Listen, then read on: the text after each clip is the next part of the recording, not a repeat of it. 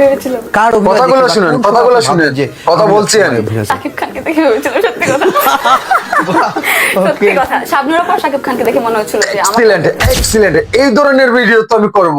হ্যাঁ, এই ধরনের ভিডিও করব।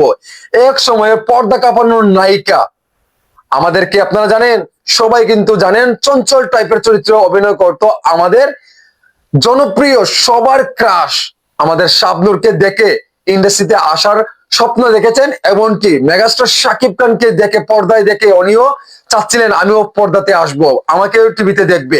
এই যে কথাগুলো বললেন ভাই, হৃদয়টা একদমই নরম হয়ে গেল।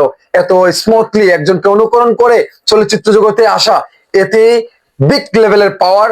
এটাই হচ্ছে মেগাস্টার, এটাই হচ্ছে আমাদের শাবনূরের পাওয়ার।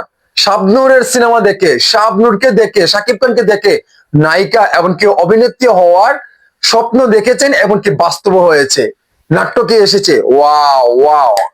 দর্শক আপনার কি বলেন, একটা মতামত জানিয়ে যান।